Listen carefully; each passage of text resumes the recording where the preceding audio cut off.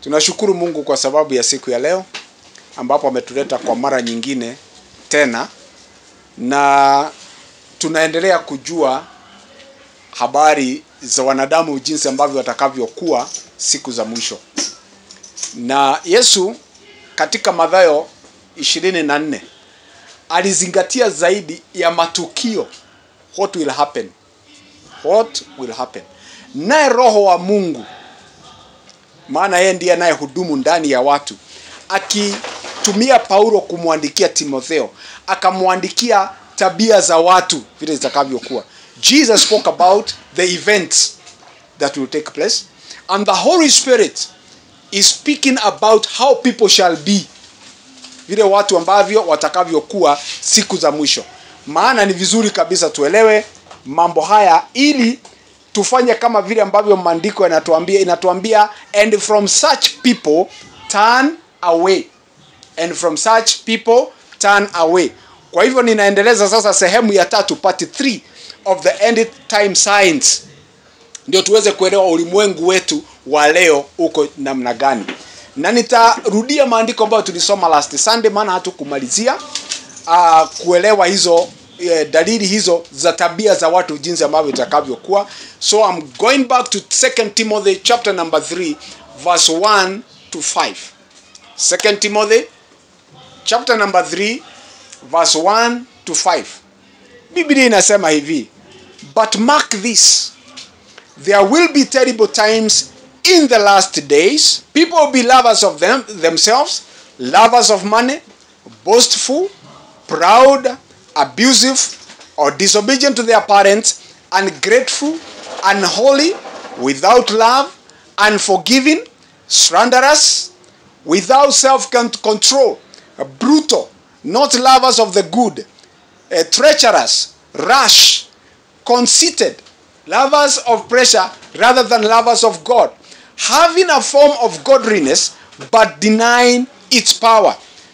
Have nothing to do with such people. New King James Version inasemaga, and from such people turn away.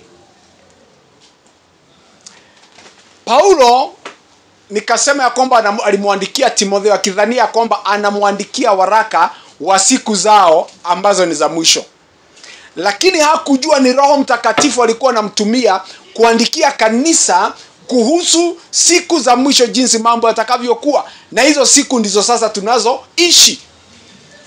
Na ukweli ni kwamba mambo hayo yote tumeyaona. Naona ya kwamba in part number 2, part 2 of the signs of the end times, tulifikisha tukaona ya kwamba tumefika mahali ambapo tunaona people will be without self control. Tulifikisha hapo, si ni kweli? Leo nataka tuendelee kutoka hapo. Jambo la 13, maana hayo mengine ya 12 tuliyaona. Jambo la 13, watu watakuwa katili. People shall be brutal. Watakuwa katili. Na maana ya katili ni kusema ya kwamba they will be violent. Wenye fujo. They will be violent. Juzi nilikuwa ninaangalia kwa mtandao, nikapata watu wa Kenya ambao kazi yao ni kuangalia barabara na jinsi ambavyo magari yanavyobeba kwa barabara. Ndio ukipata gari ambao imebeba uzani ambao haufai, wanashikwa na wanapelekwa kisheria kwa sababu ya kuharibu barabara. Maana magari yakibeba uzito zaidi yanaharibu barabara, na hii inajulikana. Lakini nikapata ya kwamba watu wamekuwa so violent kwa sababu ya hao watu wanawafungia gari lao na mawe na wanataka kuwachapa na kuwachomea ndani. Na wale watu hawana makosa, maana wanatekeleza wajibu wa serikali. Wanatekeleza kile ambacho wameajiriwa kufanya na serikali, kuangalia ya kwamba barabara zetu zimetunzwa. Lakini kwa sababu watu ni violent, wakawafungia na wanataka kuwachomea ndani ya gari. Nikasema hii ni dalili ya siku za mwisho, maana watu watakuwa violent, watakuwa ni watu wenye fujo. Watu wenye fujo, wachokozi. Wachokozi ama wachokozi? Wachokozi. Watu watakuwa wachokozi. unapata ya kwamba mtu anafanya kitu akichokoza, anataka fujo. Maana hivyo ndivyo watu watakavyokuwa. They will have no value for life. Hawatakuwa na value ya uhai. Hawataona umuhimu wa mtu kuwa uhai. Na hiyo tumeona hata na mapolisi wetu hapa Kenya. Na sitaki kusema ya kwamba polisi wote wako hivyo. Ninajua ya kwamba kuna wale wazuri ambao husaidia, ambao huongea na watu. Hata tumeona kwa mtandao wakipewa heri na raia, kwa sababu ya kupata watu wakiwa kwenye makosa, wanawaongelesha kwanza. Unapata kuna wale ambao ni wapenda amani. Lakini hata hivyo kuna wengine ambao tumeona kabisa they are so brutal. Unapata mtu anachukua rungu ya jembe, anamgonga mtu kwa kichwa kama mnyama, kama nyoka, kama kitu kibaya. Why? Because the spirit of lacking value of life imemuingia. Na inapofika jambo kama hili, huwa ninasema ya kwamba nalinganisha brutality with the spirit of Cain. Cain, tukisoma katika Genesis chapter number 4 verse 6 and 7, Biblia inasema hivi: Then the Lord said to Cain, why are you angry?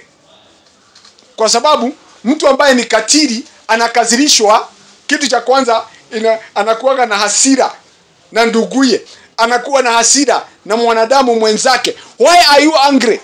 Why is your face downcast? Anakuwa na sura, anakunjana uso, sura. Shaigona mtu akiongea amekunja sura, anakunja sura. Na hiyo tabia nimeiona pia na watu wa boda, wa motorbike. Ana makosa kabisa na amemkosea mwenye gari, lakini kwa sababu pameonekana kaajali kidogo, unapata wote wanazingira yule mtu ambaye ni dereva wa gari. Wanaanza kukunja sura, wanamuonyesha mabaya, wanamwambia mambo machafu, matusi. Hata tumeona wengine wamefika kiwango hata ya kufanya mabaya. Na ninasema hivi, hata wewe unayenisikiza na kunitazama, kama wewe ni mtu wa aina hiyo na uko kwa barabara, badilisha ndugu yangu, kwa sababu hiyo ni dalili moja ya tabia za watu ambao watakuwa katika siku za mwisho. Na hiyo ni roho ya Cain ya kukunja sura, ili uweze kumuonyesha mtu mwenzako, mwanadamu kama wewe, mabaya. If you do what is right, Mungu akamwambia Cain, if you do what is right, will you not be accepted? Hii inamaanisha namna gani? Ya kwamba ile hali ya kuwa na fujo inafanya wewe kutokubalika mbele za Mungu. Inakufanya wewe kutokuwa mtu ambaye anampendeza Mungu. Ndio anamwambia, if you do what is right, will you not be accepted? But if you do not do what is right, sin is crouching at your door. It desires to have you, but you must rule over it. Hiyo kukunja tu sura kidogo ndio inafanya mtu achomee mtu gari. Hiyo sura tu kukunja kidogo ndio inafanya mtu amgonge mtu na rungu kwa kichwa kama nyoka. Hiyo kukunja sura tu kidogo. Hiyo kukunja sura tu kidogo ndio inafanya mtu kuua. Na tunaona hayo kwa Cain mwenyewe. Aliua ndugu yake, alikunja sura na akaambiwa na uwezo wa kushinda, lakini akaambiwa usipofanya kilicho sawa, basi dhambi inakutafuta.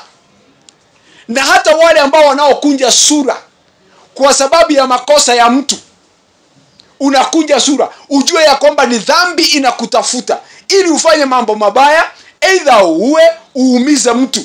Na hiyo tunaambiwa kwamba siku za mwisho watu watakuwa hivyo, watu wenye fujo, watu wakatili, watu ambao hawana na value ya uzima, ya uhai, watakuwa bloodthirsty.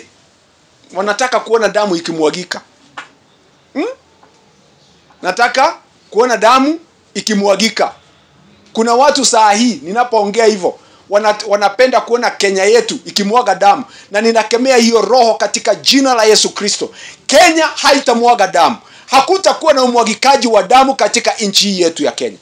Kuna watu wanapendaga hivyo, wanaona watafaidika. Unapata mtu anakunja sura kwa TV, kwa sababu yeye anauliza kama anaweza pata silaha, wapewe masiraha, waanze kupigana katika hii nchi yetu. Lakini hiyo tunaikomesha katika jina la Yesu Kristo. Wewe haujui amani ni nini, haujui utulivu ni nini, lakini ukweli ni kwamba hata vita, ukitaka tupigane vita kama katika nchi yetu, ukweli ni kwamba hata baada ya kupigana utatafuta amani. Heri uwe na amani from the word go. Unapata watu wanataka kuona damu ikimwagika, wana roho ya Cain, wana roho ya Hitler. Watu wanataka kuumizana because of being brutal. Anasikia pasipo kuumiza mtu, pasipo kugonga mtu, haoni kama amefanya kitu kizuri, anataka kumuumiza mtu. Tumeona hayo yakitendeka katika siku zile ambazo tunaishi. Jambo hilo lingine tunaona la 14. People will be not lovers of good. Hawatapenda mema. Hawatapenda mema. Najua kutenda mema ni nini? Kusimama na watu, kuwaombea, kusimama na mtu wakati ana njaa unamsaidia, kutafuta amani. Mambo hayo tunayajua. If you love good, you will do good to people. Ukipenda mema, utatendea watu mema. Kwanza, jambo lolote linahusika na watu, hata kanisani. Ukisikia jambo lolote linahusika na watu, kuwatendea watu, husika wewe. Kwa sababu ukipenda mema, utawatendea watu mema. Kwa mfano kanisani, tunaweza sema ya kwamba ni wakati wa kuombeana. Unachukua nafasi ile, unaanza kuwaombea watu. Wakati unawaombea watu na ukiwataja kwa majina yao, unatenda mema. Wakati tunasema tuombee watu na wewe hautaki kuwaombea watu, basi wewe hautendi mema, unachukia mema. By default unakuwa ya kwamba umechukia yale mema. Ukisikia jambo linatokezea la kusaidia mtu, kuwa wa kwanza kuhusika. Hata kama utasaidia mtu na kitu kidogo namna gani, usidharau. Kuwe mtu ambaye ni mkarimu kwa wale wengine. Uwe ni mtu ambaye anatafuta amani na watu wote. Kutafuta amani na watu wote ni kwa sababu gani? Watu watakwambia mabaya, utasikia mabaya, either ni kwa mtandao, either ni kwa simu, either ni kwa messages. Utapata watu wakisema mambo mabaya, yengine ni ya kuudhi. Lakini tunaambiwa kwamba neno la Mungu hutuambia tutafute kuwa na amani na watu wote.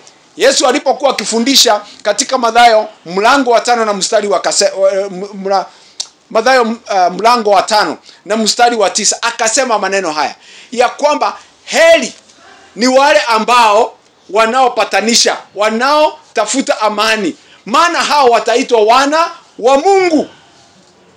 Blessed are the peacemakers, for they shall be called the sons of God. Mtu ambaye anapenda mema hutafuta amani na watu wote. Lakini watu ambao wako kinyume na hayo, watakuwa kinyume na kutenda mema. Hawatapenda mambo mazuri, watapenda tu kusikia mambo mabaya. Hata siku hizi nasikia watu wakisema hakuna news. News sio tamu kwa sababu haina maandamano. Wanasema hakuna news kwa sababu hakuna vitu vibaya vinatendeka. Unapata watu wanataka kusikiza ile vitu, hata kwa mtandao watu wanataka tu kusikiza ile vitu mbaya, mambo mabaya. Badala watafute yale ambayo ni mema. They will not be lovers of good. Angalia algorithm ya TikTok yako inakuleteaga nini. Utajua yale mambo unapenda wewe. Kama ni mambo mazuri, mambo mema, kwa sababu naye inajua kucalculate. Hata ukinipatia email yako ama YouTube yako, inakuleteaga zile vitu ambavyo wewe unapenda. Na itakuletea zile vitu wewe ambao unataka kuangalia ama kusikiza kuona.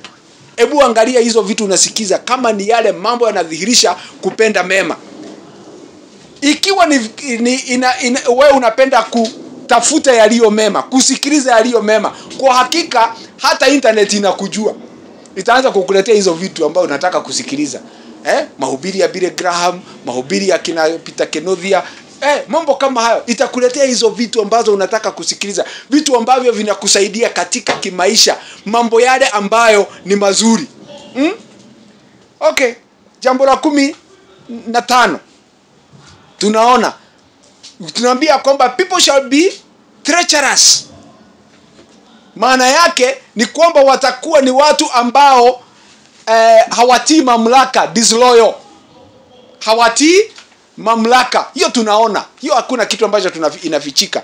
Watakuwa traitors, wasaliti, hiyo tunaiona. Na sio kusaliti tu mwanadamu, hata trust. Watakuwa wanasaliti yale mambo ambayo ni ya kuaminika.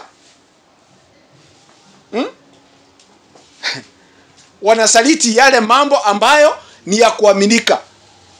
Unapata ya kwamba tunahubiri na tunaambia watu ukweli, lakini utapata mtu akiongea kuhusu yale mahubiri kwa ubaya. Anasema kabisa hawa watu kazi yao ni kutafuta sadaka. Na ukweli ni kwamba sijamuitisha sadaka. Ukweli ni kwamba hata nikimuitisha sadaka nina haki ya kufanya hivyo, lakini hata sijamuitisha sadaka. Lakini unapata ya kwamba anasema hawa watu ni biashara. Kwani nisiulize swali, kwani kazi ya Mungu sio kazi? Si ni kazi? Ni biashara ya Mungu.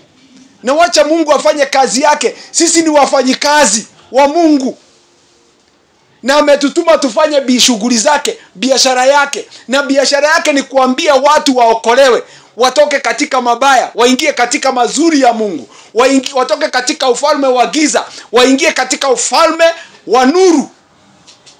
Nina shida gani? Mbona unisaliti? Unanisaliti kwa mtandao, unanisaliti pasipo sababu ya kufanya hivyo. Utapata ya kwamba watu watakuwa kwa njia kama hiyo, watakuwa treacherous, watakuwa hatii mamlaka, watakuwa ni wasaliti. Jambo la 16, people shall be rash. Neno lingine ambalo tunaweza tumia la rash ni reckless. Ni kuwa reckless.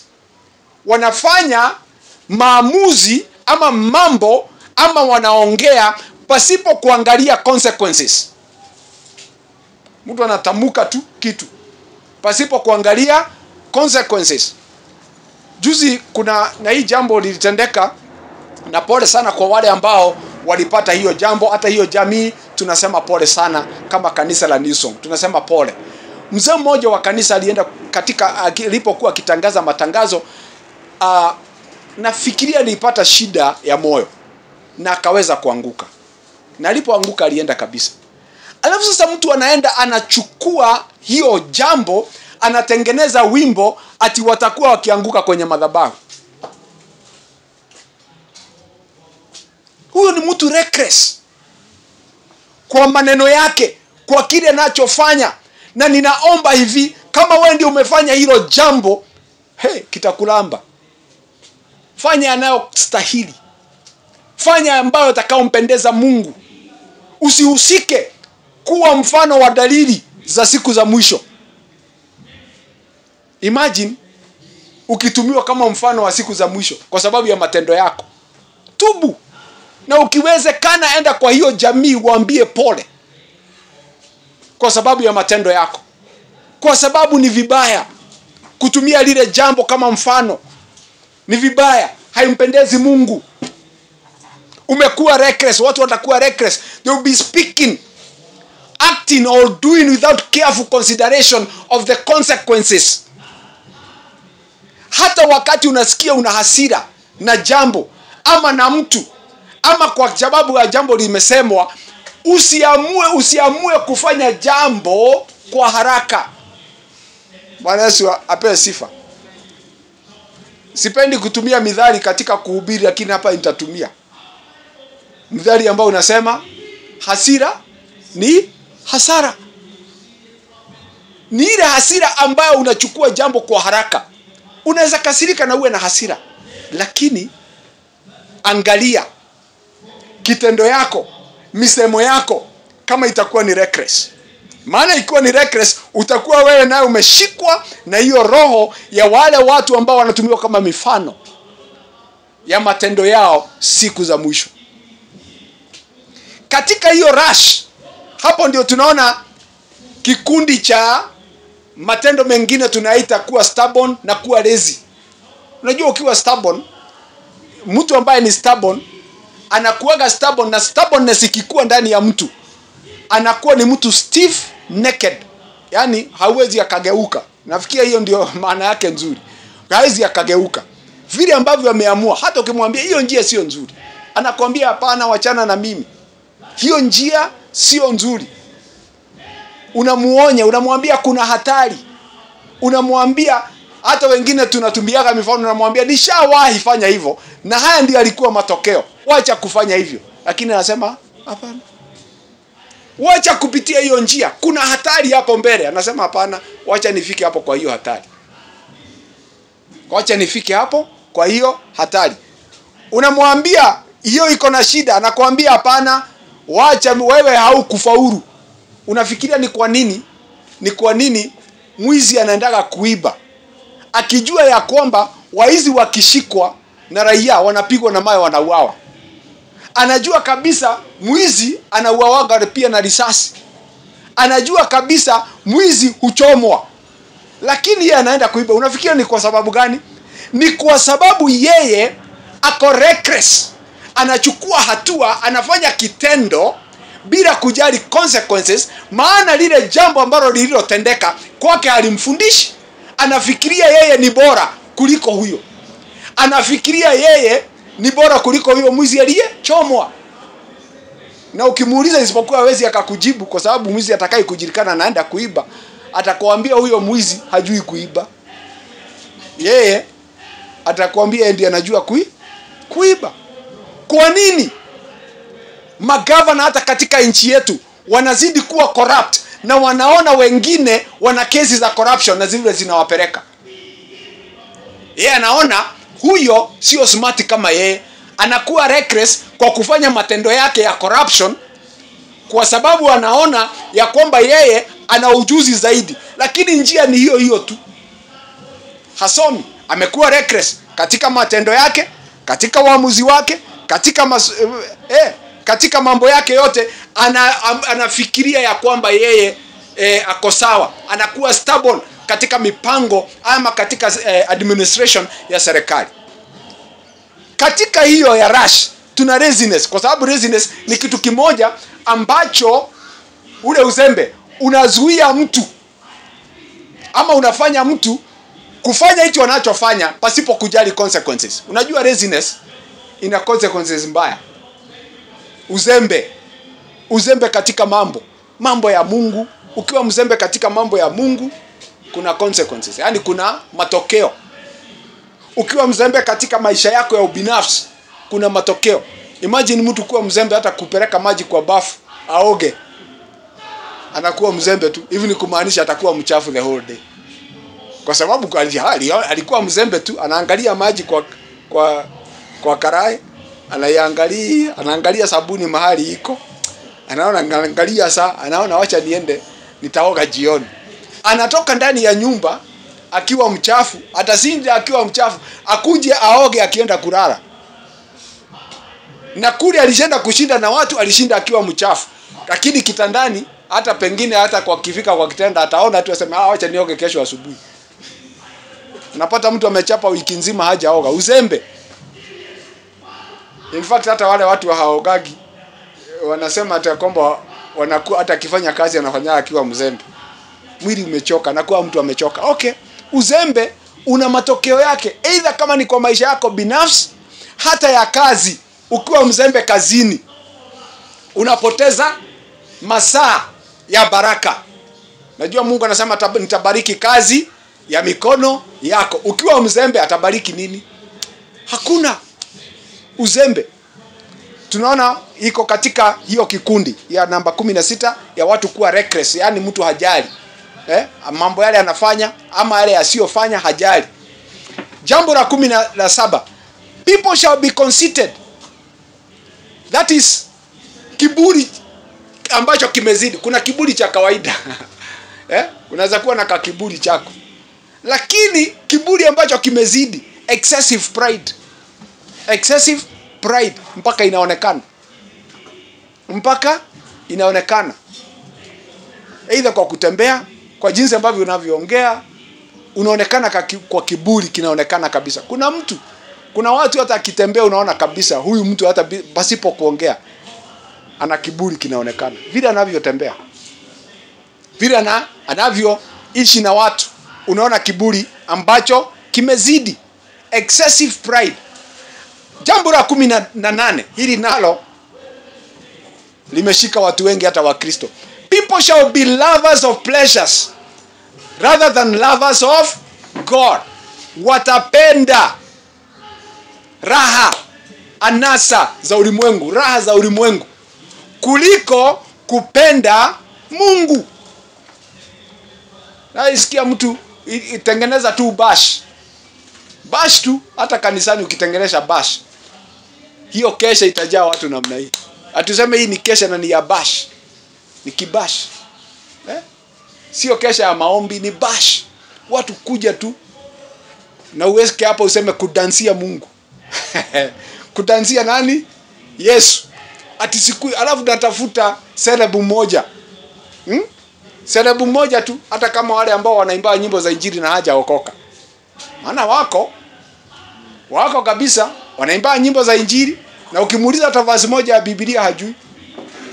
Wako unawatafuta, wako uambie akuje na kuambia hiyo bashi itajaa namna hii. Kwa nini? Kwa sababu watu hawakuji kumpenda Mungu, wanakuja raha.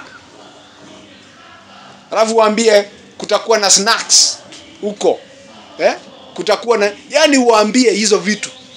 Nakumbuka wakati tulikuwa tukiwa vijana, kuna mambo ambayo tulikuwa tunapenda. Madisco, kwenda kwa disco. Siku hizi kama disco zinakuaga sijui. Lakini tulikuwa naendaga disco kudance tu. Kutoka jioni mpaka asubuhi, mpaka zingine tunaenda kushindana. Ni nani anajua kuimba na nani? Na nani anajua kuimba vizuri? Hizo tu. Lakini hizo pressures za anasa za ulimwengu, tuziite anasa za ulimwengu, raha za ulimwengu, tunaweza ziita hivyo pia. Hizo hazileti kuendeleza mambo ya Mungu, hata kama zinafanyiwa kanisani. Zinaleta kuongezeka kwa matendo ya mwili, kulingana na Wagalatia mlango wa 19 na 22. Inasema hivi, Galatians chapter number 5 verse 19 to 22. Inasema hivi, the acts of the flesh are obvious. Huko ndio tunapata sexual immorality, ndio tunapata impurity, ndio tunapata debauchery, ndio tunapata idolatry, witchcraft, hatred, discord, jealousy, fits of rage, selfish ambition, dissensions, factions, envy, drunkenness. Tunazipata huko. Haya mambo ama hizo raha za tuzite anasa na raha za dunia haziwafanyi watu wamkaribie Mungu. Hakuna kitu, hata ikifanywa kanisani hazimfanyi mtu kukaribia Mungu, lakini zinakuwa zina fuel mambo hayo ambayo tunapata in Galatians chapter number 5 from verse 19 to 22. Hazimpendezi Mungu. Na Paulo anaandikia Wagalatia na waambia, I warn you as I did before that those who live like this will not inherit the kingdom of God. Wale ambao wanaishi jinsi hiyo hawatarithi ufalme wa Mungu. Ninakuonya mpendwa, kwa sababu ya anasa za ulimwengu huu. Wewe umeona kabisa ni heri utoe mbuzi mkafurahie, mbuzi ambayo inatoka shilingi 10,000, lakini kanisani kununua bati moja hauwezi. Hiyo inadhihirisha kwamba unapenda anasa, furaha ama raha za ulimwengu huu kuliko kumpenda Mungu ama kupenda kazi ya Mungu. Unapata watu wanapenda hizo vitu sana. Wanaweza wakatoa mali yao. Mtu anatoa mbuzi 2, mbuzi 3, watu washerehekee. Lakini kanisani, sisemi ya kwamba watu wasisherehekee. Unaweza toa mbuzi hata hizo 3, lakini kwa Mungu toa 10. Hiyo ndio tutajua kabisa wewe unapenda Mungu kuliko nini? Furaha ama raha ama anasa za dunia. Wewe unaanza na Mungu kabla uingie katika haya mambo mengine. Sasa in fact hata tutakapofika December watu wakienda kusherehekea Christmas. Watu wengi hawaendai kusherehekea Christmas kwa sababu wanapenda Yesu. Si ni kweli?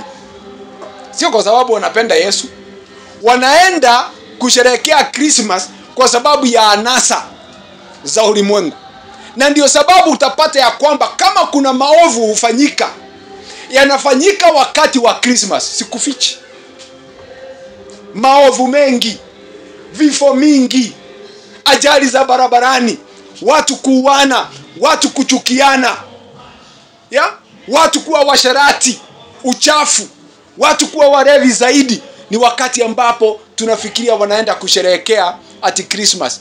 Kumbe walienda anasa za ulimwengu. Mambo hayo Paulo anasema ninawaonya, na kama vile nilivyowaonya hapo mbeleni, ya kwamba wale watu ambao wanafuata tamaa za mwili, anasa za ulimwengu, hawatarithi ufalme wa Mungu. Na kama hao ndio tunaambiwa kwamba tujiepushe na wao. Tunazidi kuambiwa hivi. Jambo hilo lingine, dalili hiyo ingine ambavyo watu watakuwa, people will have a form of godliness but deny its power. Watu watakuwa wana umbo ama mfano wa uungu, lakini nguvu za Mungu wamezikana. Siku hizi ukienda kushuhudia mtu, anakuambia kwamba yeye ni wa kanisa, yeye ana kanisa lake. Huyo mtu akona mfano wa uungu, kwa sababu alikwambia ana kanisa. Nataka kukuonyesha kwamba ana mfano wa Mungu, lakini nguvu ya wokovu haiko dhahiri katika maisha yake. Ana kanisa lakini yeye hunywa pombe. In fact hata kanisa zingine zinaruhusu watu kukunywa pombe, kuvuta sigara, kufanya mambo ile unataka, mradi tu siku ya Jumapili unakuja kutubu. Yanaruhusiwa. Sisi hatutaruhusu, kwa sababu nguvu za Mungu lazima ziwe dhahiri katika maisha yetu ya wokovu. Lazima ziwe dhahiri. Lazima ziwe dhahiri. Kuna wakati moja nilikuwa naongea na mtu mmoja. Yeye ananionyesha kabisa yeye ni mtu wa kanisa na ni kiongozi wa kanisa, lakini yeye hana nguvu zinazodhihirika za wokovu. Na nikamwambia yeye ni kama tu Nicodemus. Nicodemus alikuwa mtu wa kanisa. In fact kama ingeangaliwa vizuri kabisa, Nicodemus alikuwa tungemweka kwa kiwango ya mzee wa kanisa. Lakini Yesu alienda akamwambia, usipozaliwa mara ya pili hauwezi uona ufalme wa Mungu. Kwa sababu nguvu za Mungu zinadhihirishwa na wokovu. Haleluya. Nguvu za Mungu zinadhihirishwa na wokovu. Kwa hivyo utapata ya kwamba watu watakuwa na mfano wa uungu. Utasikia wakisema amebatizwa, utasikia wakisema ya kwamba ana kanisa, lakini hana wokovu. Maana ni dalili za siku za mwisho, ni dalili ya tabia za watu siku za mwisho. Paulo anamwambia Timotheo, have nothing to do with such people. Paulo anamwambia Timotheo, have nothing to do with such people. Maana watu watakuwa hivyo. Wapendo, wacha tujue ya kwamba tunaishi nyakati za mwisho. We are living in the end times. And that is how the world is today. Jesus spoke about the events, and all those events that he spoke in Matthew 24, they are all fulfilled. And Paul is talking to Timothy. The Holy Spirit is speaking to the church and saying how people shall be, the behaviors, the characteristics of people, how people shall be in the end times. Let us keep ourselves away from such manner of people. Jiepushe na watu aina hiyo. Jiepushe. Na njia moja ya kujiepusha ni kumpokea Yesu awe Bwana na Mwokozi katika maisha yako. Unaye Yesu ndani ya maisha yako? Do you have Jesus as your personal savior? Do you have that intimate relationship with Christ? Akitokea leo Yesu parapanda ikilia, utasema kabisa uliokoka na ukazaliwa mara ya pili. Maana parapanda ikilia wakati wowote na haujaokolewa, hautarithi ufalme wa Mungu. Na ikiwa ya kwamba roho ambaye anayetawala katika maisha yako ni roho wa mambo hayo ambayo nimeyataja in part number 1 na part number 2 na part number 3, hizo tabia za watu, kama wewe unahusika katika mambo hayo, ujue kabisa usipotubu utaingia katika ziwa la moto wa milele. Wakati wako wa kumkubali Yesu ni sasa. Na sisi ambaye tumekubali Yesu, tudumishe Yesu, tubaki na tujiepushe na watu aina hiyo, ama wale watu ambao wako na tabia kama hizo. Huu ni wakati ambapo Yesu alisema tuwe makini, tuwe waangalifu, tukeshe tukiwa waombezi. Hebu na tusimame.